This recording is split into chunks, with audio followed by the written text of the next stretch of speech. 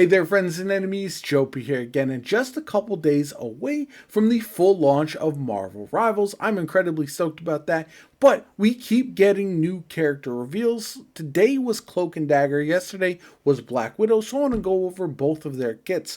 We also saw a bit more Black Widow gameplay from a live stream, and it looks very interesting. So I'm going to go over all that, talk about what they do and what their abilities are. So let's check out Cloak and Dagger first. This one's most fascinating to me because you're running as two characters in one. It's like a heal and a damage. And then you can just swap. Looks like that decays, does damage or weakens. She has like a wall that travels forward, which looks interesting.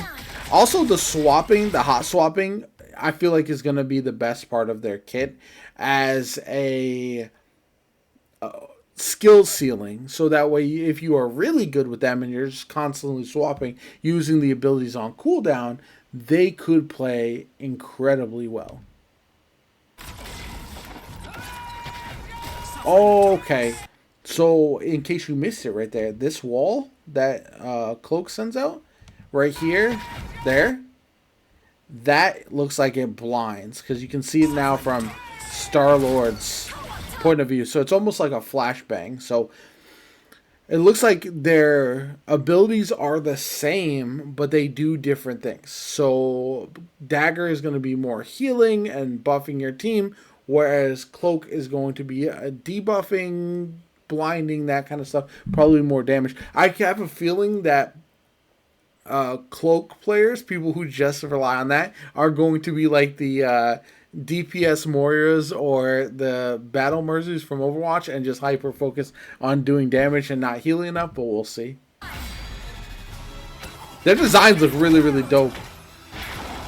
Oh, they team up together in order to do their ultimate.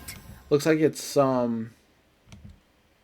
just a bunch of damage on the ground. Might be a debuff as well. Very fascinating. I think this is an incredibly unique character, and that's one of the things I'm most looking forward to. As far as the strategist goes, we haven't gotten a lot. We've gotten a lot of duelists lately, so this is one of the strategists that I personally will be looking forward to trying out once it does launch. Might be the first one that I do try, just because it seems like such a fun concept, and there's a lot of potential there for healing, for debuffing, for blinding, for damage as well. All of that really synergizes extremely well, in my opinion, and has me extremely excited to see how they actually play in games. So I do find that their character designs also very, very nice, and yeah, I'm a fan. I'm definitely locked in for Cloak and Dagger, and I hope that they live up to the hype, that all the excitement. So sometimes we see these clips and the characters will all already be weak, or they're not really trying to get the kills. So it's kind of hard to see how they'll play, but I do feel like the skill ceiling for this character in particular is going to be rather high based on what I've seen so far. Next up is Black Widow. Again, we've seen more of her, but I'm still kind of hyped to see what they have in store for us as far as the abilities.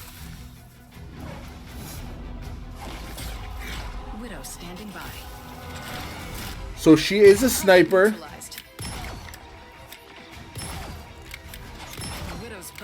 Now, I saw online some people were saying she's not a one-shot headshot. I do wonder if how, like, if it depends on range or anything like that. I also know that the maps for Marvel Rivals are much different than they are in Overwatch.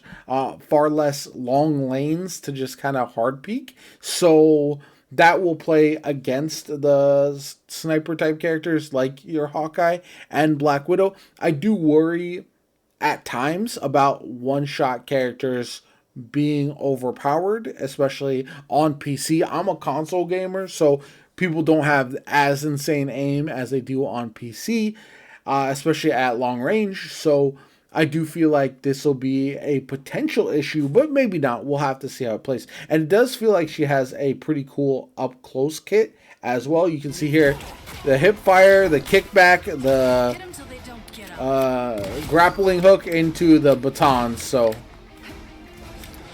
jump shot there, knockback, and then the finish on Magic as well.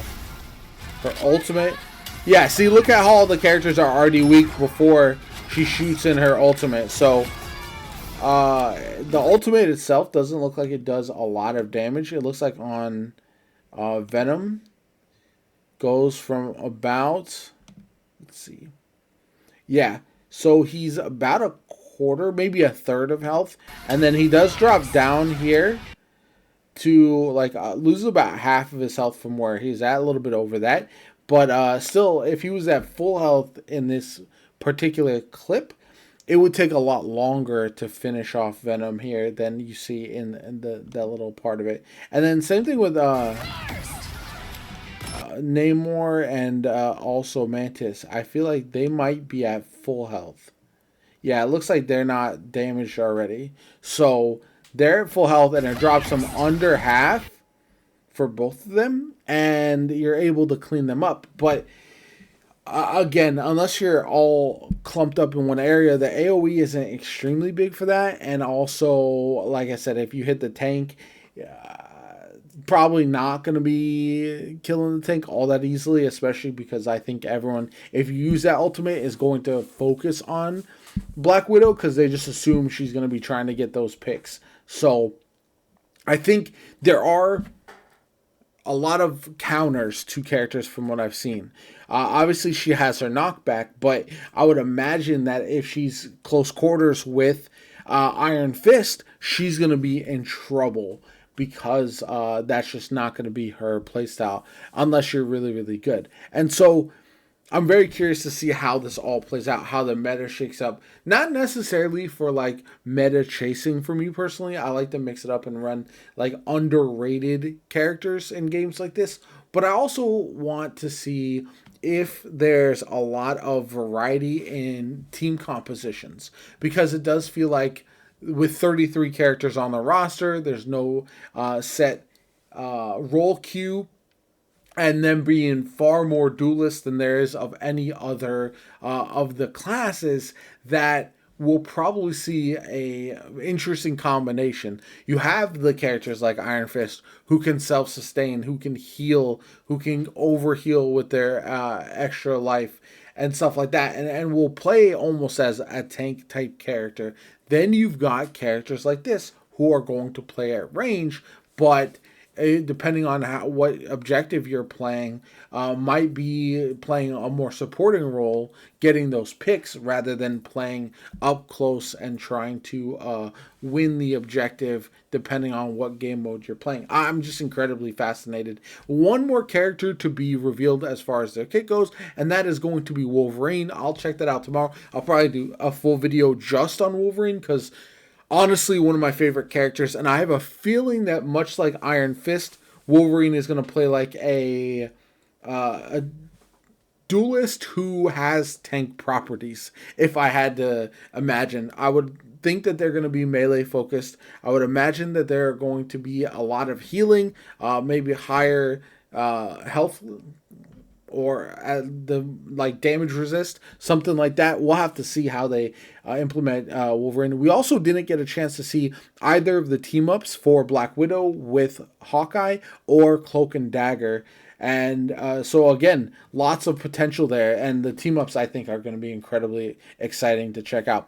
Let me know what you guys think in the comments down below. Like the video if you enjoyed it, comment, subscribe. What character that you've seen, especially of among the ones that have been released since the beta that a lot of people haven't got hands on with, are you most excited to check out when Marvel Rivals drop? I think my top few would be Captain America and Wolverine are honestly up there for sure. But then the underrated ones I was surprised by, Cloak and Dagger and Iron Fist, also look very, very sick, and I cannot wait. Psylocke also looks very good. I just don't know if that's my playstyle personally. But yeah, let me know in the comments down below. Like the video, subscribe if you want to see more Marvel Rivals content. Have a good one. I'll catch you all later.